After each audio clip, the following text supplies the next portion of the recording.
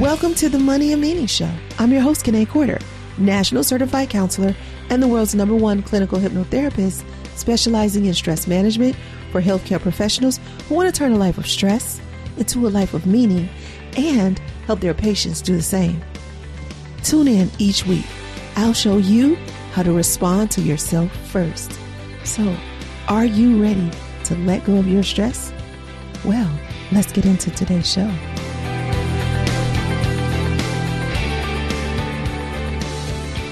This episode is all about wellness as we continue our search for meaning over money conversation. Today, we'll talk with EO member Seth Casden.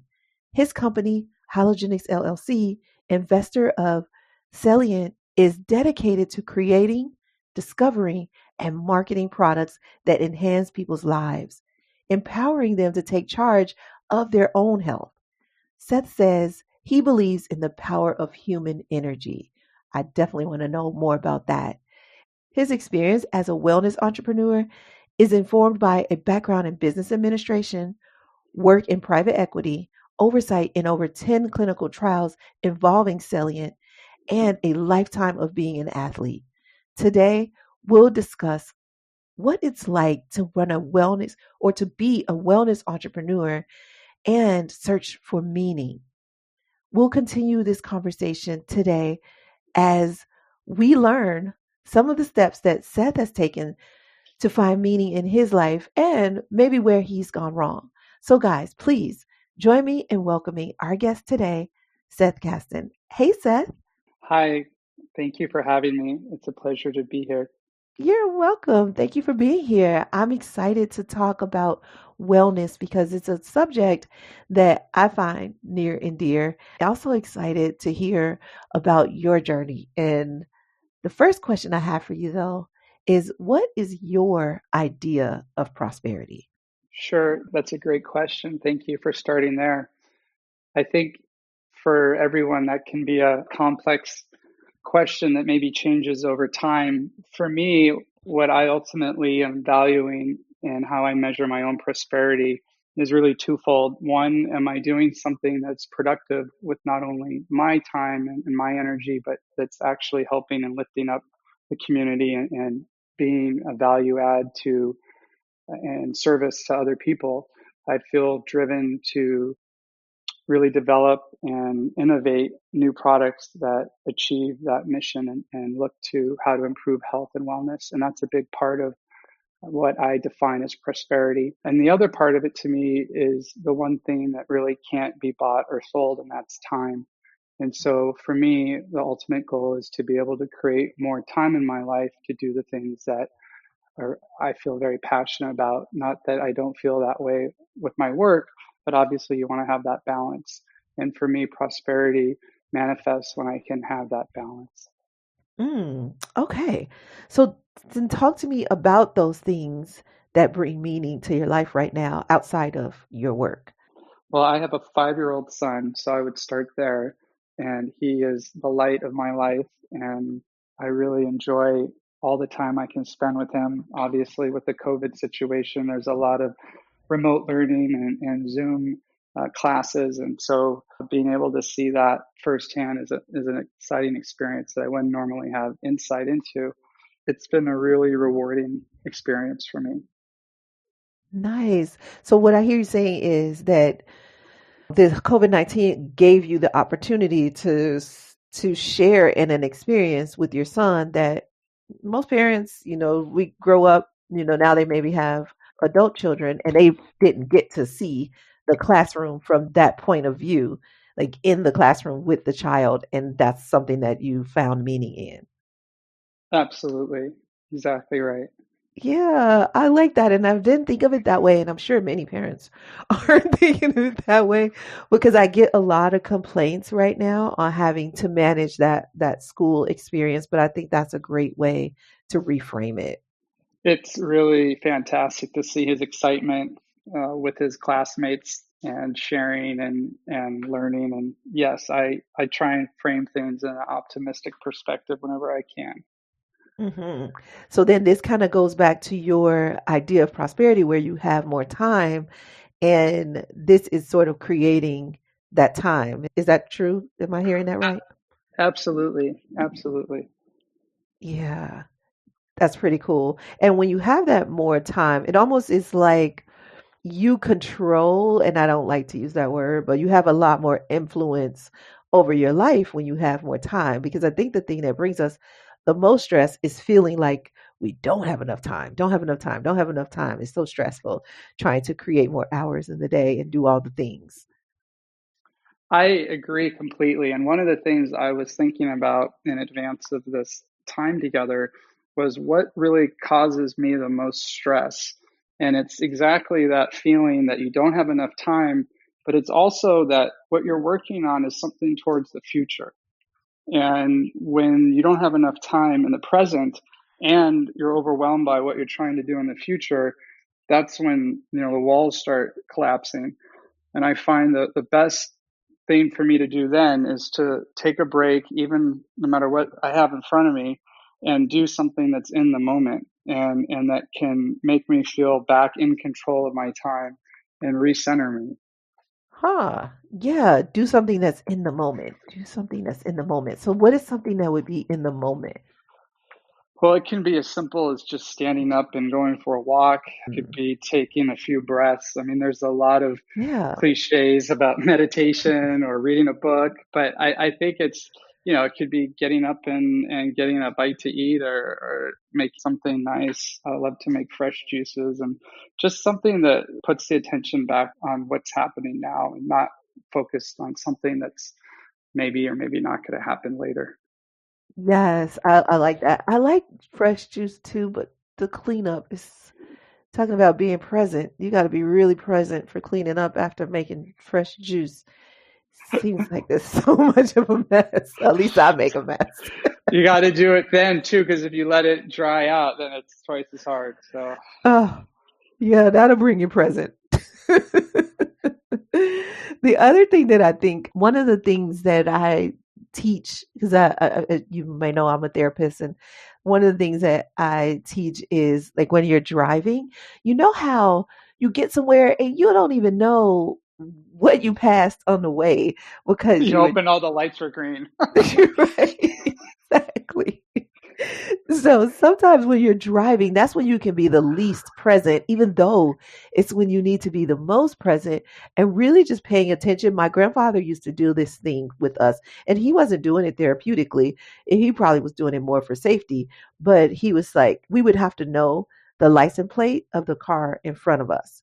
And so he would just like change lanes and then go, what was the license plate of the car that was just in front of us? And we're like, oh shoot, 739. We had to like try to remember. And so that was something to keep us present in the moment rather than are we there yet? Are we there yet? Sure. But also it taught us kids to be aware of our surroundings. Absolutely. Hmm. You want to be present and aware. It's amazing how many things you can miss or not see just because your mind is focused somewhere else. Yep, this is so true. So I wonder, this is shifting the subject a little bit, but I think it might go in line with being present. What did you mean when you said you believe in the power of human energy? Great. Well, thank you for asking that as well. For me, when I first heard about this technology, Celliant, it really resonated with me. And I came to understand that our body is really a machine and that we have these energy factories in our body that create energy. There's an organ for your heart for blood and your lungs for air and so on, but there's no energy organ. Energy is made in every single cell individually. And what I learned in studying this further is that humans are giving off about 100 watts of energy at any given moment. So we could all power a light bulb I was just thinking that. 24/7, yeah, even while we're asleep. And if you use the new low energy light bulbs, we could power about five of those. So that's really something to think about and marvel that our bodies are producing that much energy. And really, as we get further along into the 21st century, I think we'll see more and more innovative ways of capturing that energy and using it. Celliant uses a thermoreactive mineral matrix that's embedded into textiles. And when you either wear clothing with it or you sleep in your bed that have sheets with it, or you drive in your car and it's in your car seat, wherever you come in contact with this material, it's going to absorb that heat that's being emitted from your body. And that's going to power the minerals, and they will convert that heat into infrared. And that infrared will go back into the body. Mm. And if you've heard of infrared saunas or infrared lamps, Mm-hmm. infrared is a vasodilator and has a number of therapeutic benefits that have been really convincingly established in literally hundreds of peer-reviewed published papers. And as you mentioned in your intro, we've done 10 just specifically on our technology, our formula to validate this. And so what we're looking for are ways to further really make this connection and bring this technology to the masses, if you will. And being able to harness this energy, I think that it really creates a health and wellness benefit for the person. So that's where my passion for work is. And that's what I've committed the last 20 years or so to building this company. Who would need this? Do you need this because you are ill, or this maintenance? Like, why? When would I need this infrared? Because, and how easy is it for me to implement it in my life? So really, everyone can benefit from optimizing their body. Increasing circulation and blood flow is fundamental to our health, having good circulation and blood flow. Yes. If you look at challenged people like diabetics or people with arthritis or any kind of circulatory issues, but basically the question I ask is, if we're able to improve circulation and blood flow to this area, will the patient improve, stay the same, or get worse? And almost in every case, you'll see that if you can increase circulation and blood flow to an area, it'll help whatever is going on. And so for us, there's a clear path there to being able to help a large group of people. And then where we are today in terms of what we've validated and really proven, I think, is for healthy people specifically. We're always looking for an edge. We want to be able to wake up and feel our best, and Mm-hmm. have the energy for the day ahead of us. And being able to sort of assist our body in this process is going to provide a benefit. Yeah, that's so true. And any illness usually has inflammation associated with it, and inflammation is going to slow down that circulation. And that sounds like to me that if you can get the circulation back, then you can sort of reverse some of that illness in the body, because the body needs that circulation, the blood flow, the airflow, all of that is what helps us stay well. And so if those things are restricted, then we can't stay well. And so this is kind of aiding in that, making it less, it sounds like it makes it less work for the body. That's exactly right. Thermoregulation is where the majority of our energy goes. So the brain is constantly evaluating the outside ambient temperature and our core body temperature. And when you look at extremes, if you're not properly insulated and you're exposed to the elements, your feet and hands, you're going to suffer frostbite. And the brain's Mm-hmm. making an evaluation that it doesn't have enough resources to send blood throughout the whole body. So it's going to protect the core and the brain. Yeah. And then as additional energy or the ambient temperature warms up is available, the brain will then say, okay, there's now enough energy for me to circulate to the extremities, and your feet and hands will start to warm up. So by having Celliant involved, it's basically an additional energy source for the body, and it allows the brain to reroute resources as needed. Oh, and this is so good, because when you're stressed, your body is doing just that. Even if you're not out in the frigid cold, your body is still saying you're stressed, which probably means a saber-toothed tiger, a mountain lion, or a bear, something is chasing us. And so we don't even need all of this circulation. We just need to keep it in the core and the brain. And so all of that cortisol that you're producing is keeping your circulation down. But if you have this technology, then you can hopefully, increase that circulation even when you're stressed. It sounds like. it's certainly going to try and counterbalance any negative effects that the body is going under, whether it's physical stress or emotional stress. Yeah, I like that. It kind of brings me, okay, so I'm drinking my fresh juice. I have my infrared, my Celliant with me, and I'm working towards this wellness idea, but life is still stressful. How do I know, like, what has changed? How am I different?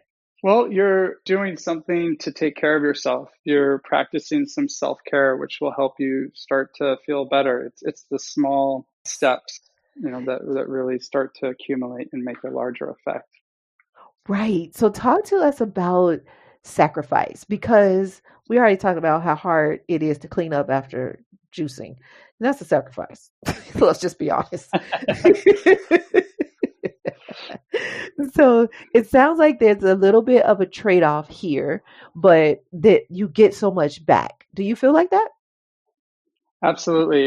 You have to really believe in something, I think, to make those genuine sacrifices.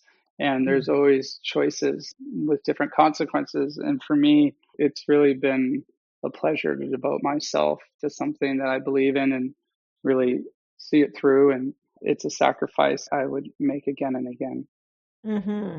Yeah, like I was just telling somebody yesterday. So I have a bunch of minerals and vitamins that I take, and they basically just come on auto ship and they come to me. But there are a few that I've been taking so long that I don't even know what they really do. It's not like I take them and then I feel like an instant surge of energy or something like that.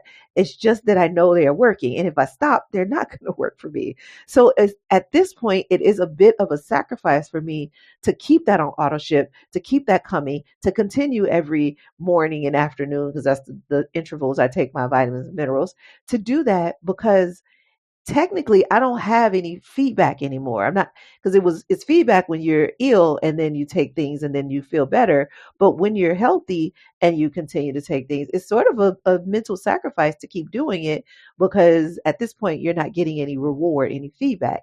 So talk to me about sacrificing and like where you had to sacrifice, like building a innovative business. This is innovative and people don't know about this. Like this conversation you and I are having, I'm sure you have with people who look at you like you have two heads, or they are like they do that dog thing, like er kind of thing. So, what sacrifices do you make while building the business that is so innovative? Well, I think for me, the sacrifices really would be time away from family, really heavy travel schedule. Mm. And I've been some years on the road, more than 6 months traveling. So that Oh, has a toll.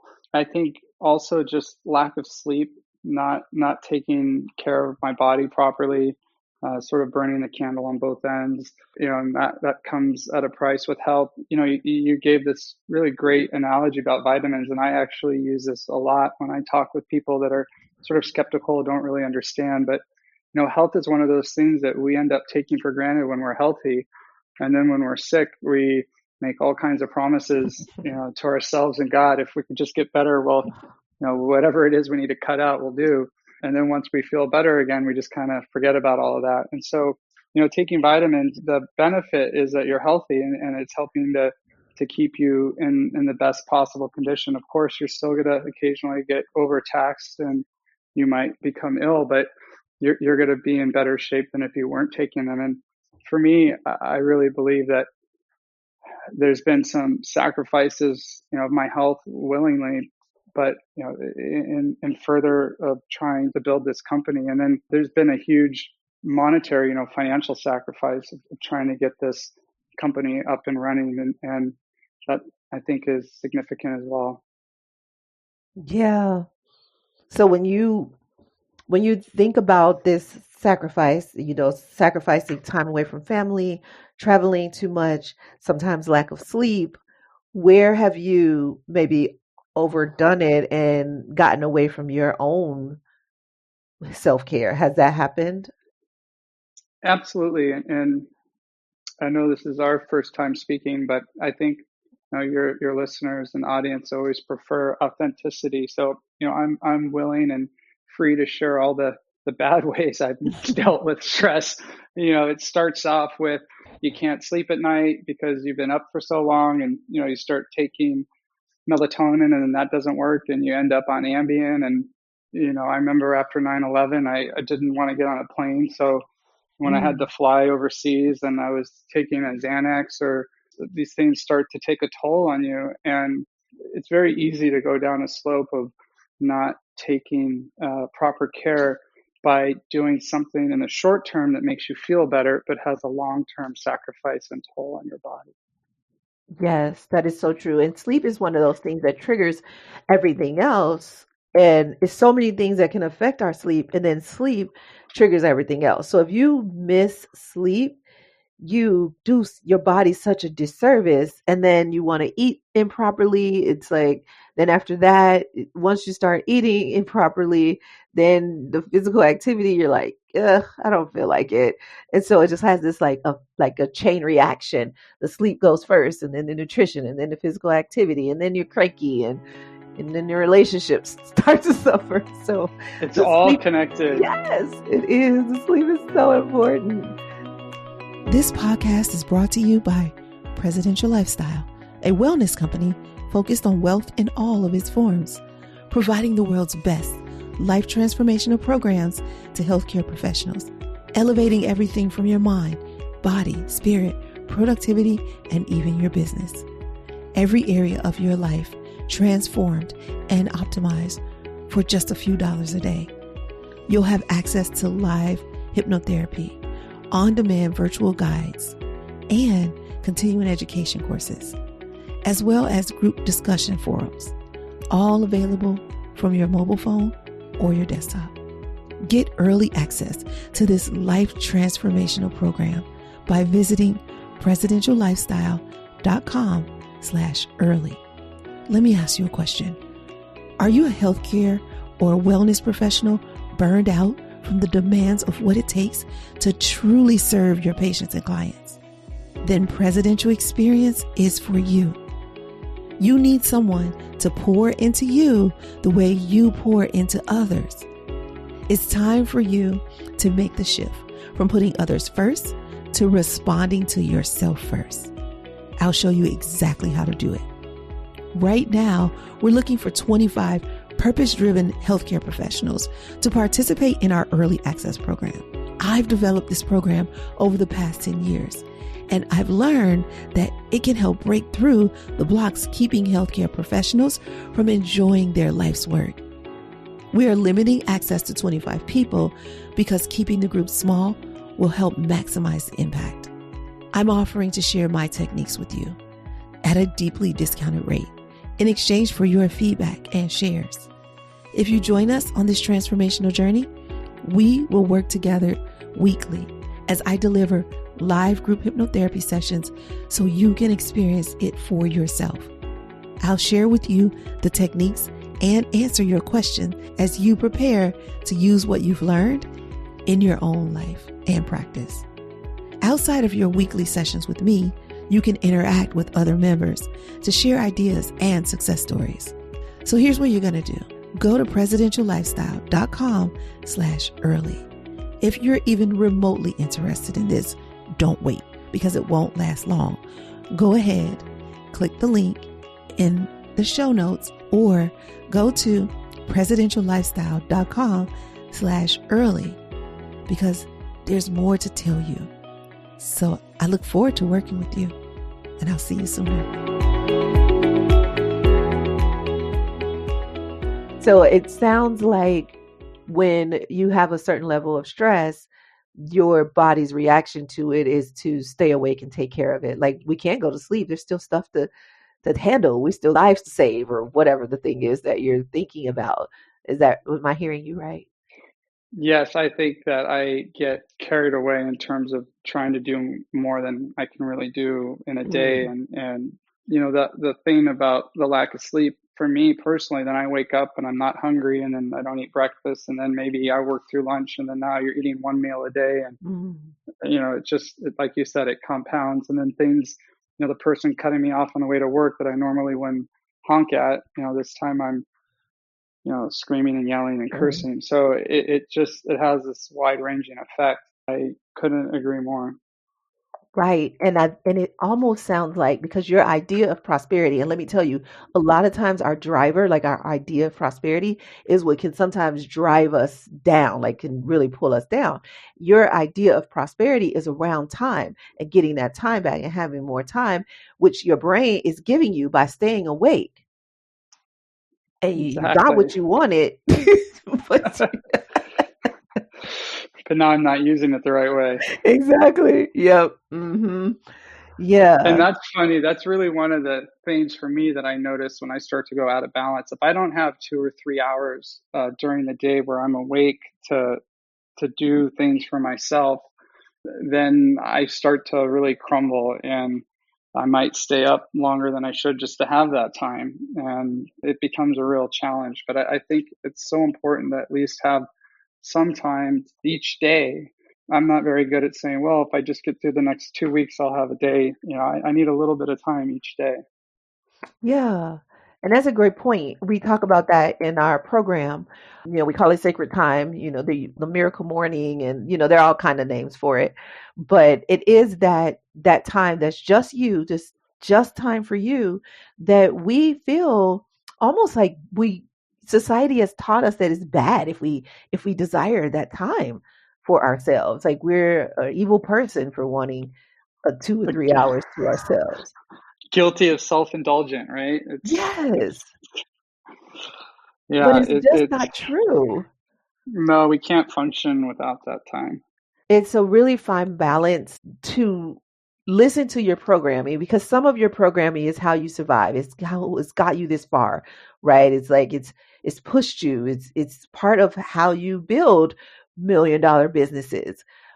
But then at the same time, that same programming can drive you into the ground, like thinking that I can't take time for myself. And if I do, then society says I'm this bad person. So it's like finding that, I use the word harmony rather than balance, but finding that harmony between saying my program that drives me is a great program, but I can't let this program pull me down. Otherwise, I won't be able to serve like I want to serve.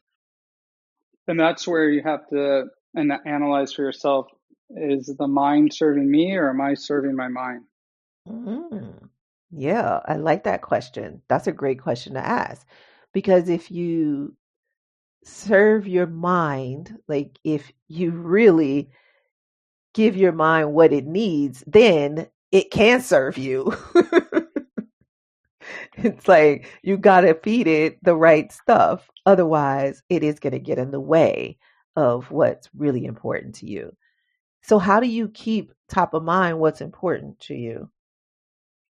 I think I try and filter as best I can whatever major decisions are in front of me and make sure that they're being done for the right reasons. And by right, I mean that they have a purpose and that they're of the right priority. And I think what I notice when it's flipped is that my mind is just telling me in a sort of hamster wheel all the things that are not working, and all of the doubts start to creep in. And that's when I kind of realize and recognize I'm not really in charge of the narrative that's going on in my head, and I need to reset and focus on the things that I'm confident and the reasons why I'm doing what I'm doing, and let naysayers be outside of me, and not devote any energy to that. Mm, yeah. So, what are some of the reasons why you're doing what you're doing? I think for me, it's the human connection. It's seeing the responses, the impact we've had on lives, and the letters we get and the testimonials. I think that gives me a really deep sense of satisfaction, and feeling that what I'm doing matters and that we're improving people's daily experience and their health and wellness. Yeah. I find that in doing this work, really chronicling this search for meaning over money, there are some people who don't have any meaning in their lives. They just haven't figured out how. They just exist. They go to work, they come home, they watch Netflix or TV or whatever. But those people who have found meaning in their life or are searching for that meaning in life, it's almost like they have a reason to wake up in the morning and even that reason to go to sleep at night. Like instead of being up at night, once you find meaning, it's like I can rest at night. Are you finding that happening? I do. I think that's when I know things are on track and my life's in the flow. Mm, yes, I love the flow. That's a great place to be. Yes, Yeah. there's a certain synchronicity when things are working. So one of the things that I also hear people say, because you talked about this synchronicity and just made me think, you can't always see that yourself. When I'm doing this work with CEOs, I notice that other people notice before they notice. So people will say, "Oh, wow, you would have snapped at me for saying that before." Like their wife might say, "Oh, you reacted differently to that." They don't necessarily notice the shift in their behavior because it takes you a second to see yourself that way. And then you start to notice, "Oh, I am different. Oh, I am reacting differently." So who do you have around you? Who do you keep around you to help you see those things in yourself? Either way, like either see that you're snapping, like, oh, look, you're getting a little snappy there, but then also to see when you're improving. Well, I think the best mirror I've found is my son. Hmm. And he teaches me to the extent I'm ready and able anything that I want to know about myself. And that's a great litmus test for me. That's something that I think is it's a slippery slope because you need to be true to yourself. And obviously we all make mistakes and we all can, I think, agree that there's certain things we could do better if we had the opportunity or do differently. But also at the same time, what somebody else thinks about me is none of my business. And I think Hmm. that's a really important thing. I'm not going to be able to please everyone.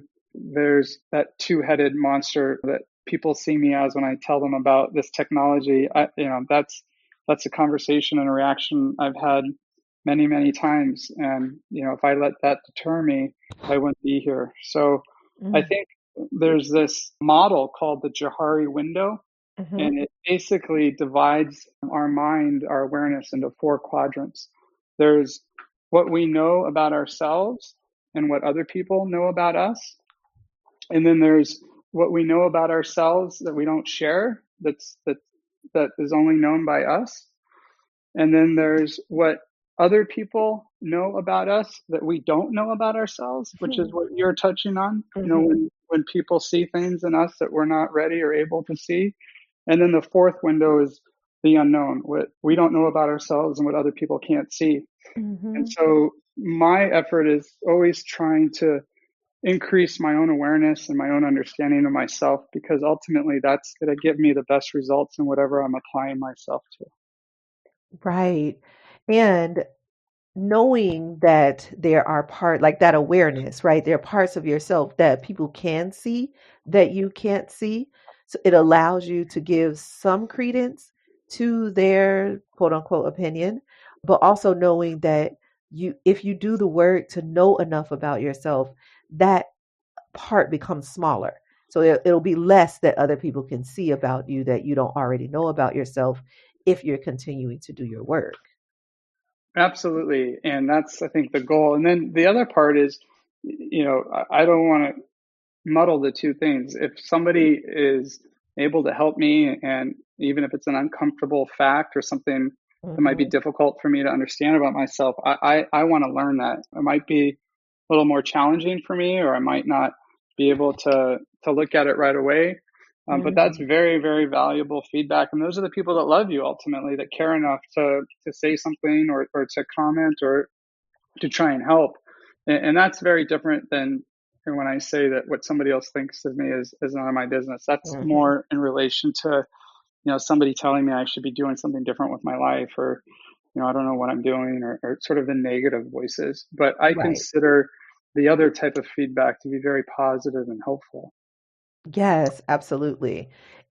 And the great part about it is the more you grow even though that window becomes smaller and there's less that people know about you that you're not seeing, you have less blind spots, the more open you become to any blind spots. That's what's so beautiful about that growth.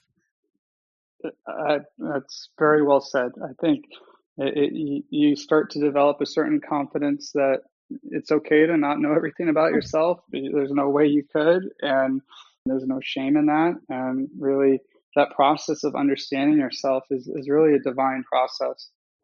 Yeah, exactly. And sometimes you can see it from your son. Sometimes it's about who brings it to you, because like you said earlier, these are the people who care about you. And if it's coming from love, also it can also be the way that people bring it to you, because not everybody is eloquent enough to to point out your blind spots in a way that makes you willing to receive it.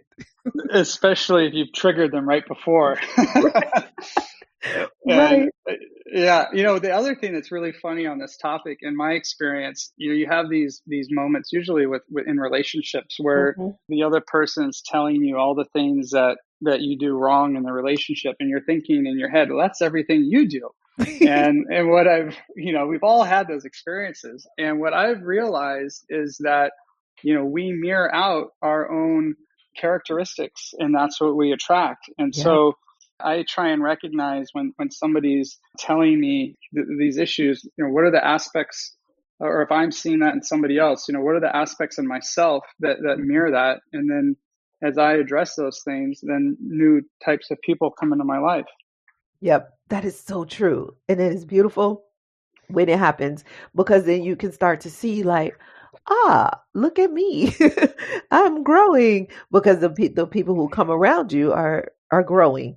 And sometimes we expect the people who we already love, who we want them to grow at our same rate and at the same time, but that never happens, at least rarely, let's say that.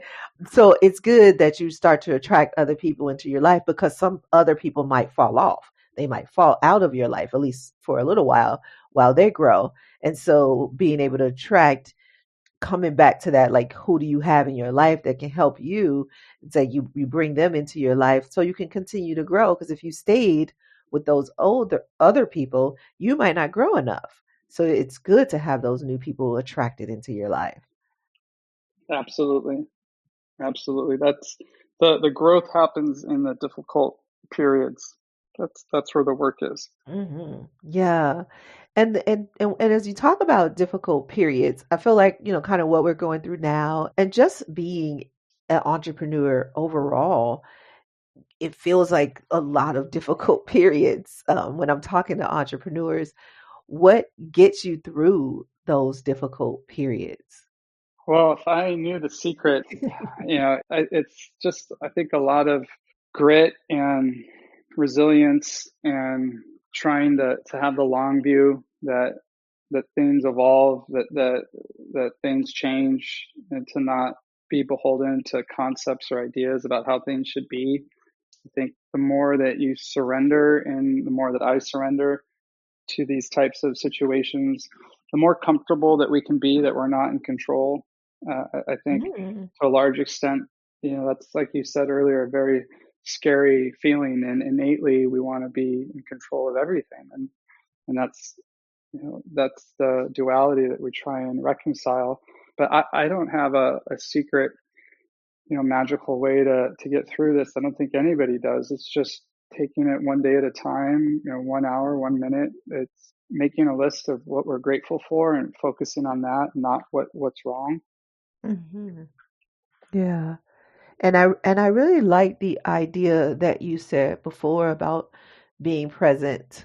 I think that helps too, because sometimes when we do have a challenge, we might be comparing it to the last challenge. Oh gosh, the last time this happened, the whole house blew up, whatever. And so you're comparing it to the past, or you are looking at it in the future, like, well, where's this going to go? And I don't know how to handle this. And there's all of this future and past that is really upsetting you more than the moment, the thing in the moment. And if you allowed yourself to just be in the moment rather than saying, oh, where is this going to go? And is this going to be like last time? It's like, if you can be in the moment, you can probably access what you need in order to at least make it through, like you said, the day by day. Yes, I agree wholeheartedly. I think there's nothing you can do about tomorrow, today, and there's nothing you can change about what happened yesterday. So Mhm. really, bringing back to the breath, I think is the key. Yes. So I have one more question for you. Before I ask you that question, if people want to get more information on, this research that you've done, if they just want to connect with you, what is the best way for people to connect with you? Well, if you go to our website, Celliant.com, CELLIANT.com, you can learn more about the technology and send us a message with any questions. And we'd love to hear from you, and we'll definitely respond to everyone that we hear from. And as Okay. far as trying the product itself, there's many brands out there that are using our technology. I think probably the highest profile one on apparel would be Under Armour, and they have a line called Rush that has Celliant technology. And then on the bedding side, places like Amazon and Costco and Macy's carry Celliant bedding products. Okay. Awesome. Thanks for sharing that. I'm glad I asked you that. And we always wrap up with a final question, and that is, what is the best advice you've ever received, or the advice you wish somebody would have told you? I really love that question. I Advice is to me is really a trap. I think what I grew up getting advice from everybody, and particularly our parents, right? Always telling us what we should be doing and how we should be doing it. And what I've evolved to, particularly through my work with EO, which I'm just feel so blessed to be a part of, is this notion of Gestalt, which is experience sharing. So me telling somebody else what they should be doing is very presumptuous, and it's coming from what I think is best, but I can't tell somebody what's best for them. So for me, the best advice that I wish I would have received or that I would share with somebody else Hmm. is, ask whatever questions you can, surround yourself with people that care about your health and your well-being and your success, and that want to understand you better. And when you come looking for advice or seeking solution to a problem, their response isn't to tell you what to do, but to ask you questions to help you understand what you want to do, so that regardless of the outcome, you feel good about it. Because one of the things with advice is, if you don't listen to the person and then you should have, quote unquote, then it's the I told you what to do and you didn't listen. And then if you do what they tell you and it doesn't work out, then what, you're going to blame them because they told you. So really, you want to empower yourself to make your own decisions, and recognize that there's a lot smarter people than me or whoever it is, and find those people that are going to help you through experience shares, understand how to prioritize the questions that you have, so that you come up with the right course of action. Hmm. Yeah, that's really great. I like that advice. Yeah, you won't have any regrets doing that, because you do the best that you can with the information you have at the time, Yep. and you shouldn't ever doubt that. Maybe it worked out different than you thought, but the progress is made out of the failures. Thomas Edison didn't fail at making a light bulb 10,000 times. He just found 10,000 ways not to make a light bulb, and Hmm. then he got it right. So it's really about, I think, finding a way to learn the most about yourself, so that you can make a decision that, regardless of the outcome, was based on the best information you had at the time. Yeah, and actually, I'm glad you used that analogy because going back to what you said before, what Thomas Edison didn't use, Tesla did. So even though Thomas Edison got his what he needed out of it and he went his direction, some of those same trials and let's just say like advice that he didn't use, Tesla used to create his product. So might not be right for you might be right for somebody else.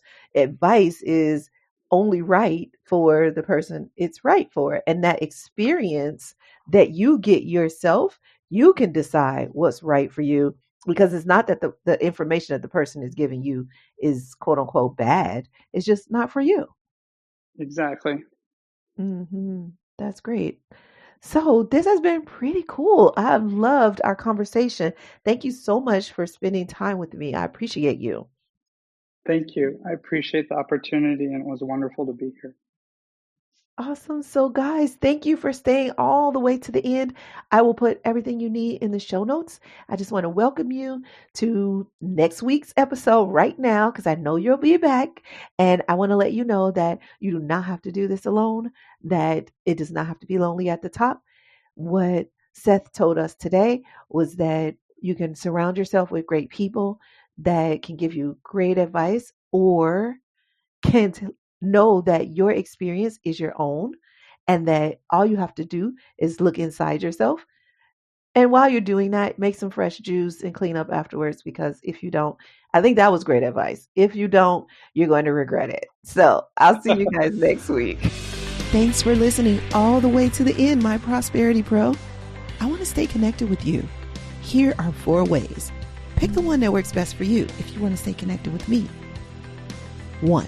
If you have any questions, I'd love to answer them. Send them to podcast@presidentiallifestyle.com. I'd love it if you would make a 1 or 2 minute audio message and attach it to an email. That'd be the easiest way for me to get it. Ask me anything about creating a life of meaning over money, and I'll get you an answer. Remember, the email address is podcast@presidentiallifestyle.com. 2, subscribe to this podcast and share it with your friends, because you guys might want to have a discussion about it, especially if they're a CEO who wants to shift from the old American dream to a life of meaning. 3, we try not to have any sponsors on this show unless they are truly in line with our values. I mean, really a good fit. So that means we fund this podcast ourselves. I'd like you to take a look at our resource page to see if there's any products or services that we recommend that are right for you. If not, no worries, maybe later. If so, please use our affiliate link to purchase. Thank you in advance for doing that. You are such an amazing person. Okay, 4 and last. If you want to know what's happening over here at Presidential Lifestyle, and you want us to email you the update, then go to presidentiallifestyle.com/blog/now. And you'll see the current updated blog for the week, but you'll also see a link to subscribe to that blog. We can email it to you if you like. That's presidentiallifestyle.com/blog/now. Don't worry, you don't have to remember that link or any links. They're all in the show notes. Oh, and I forgot to say, if you're enjoying this podcast, go ahead and leave us a review and tell us how much you're enjoying it. And now for the legalese. This podcast is not to replace professional counsel. The best advice is from a professional who knows you and your specific situation. The topics discussed in this podcast are general in nature and for informational or entertainment purposes only. We encourage you to meet with a professional that you can discuss your specific situation with. Whether you choose us or someone else, one-on-one counsel is important, whether it's a financial, therapeutic, legal, or other decision. So that's all for now. I'll see you next episode. And remember, you can have wealth in all of its forms. Believe it, and you'll soon see.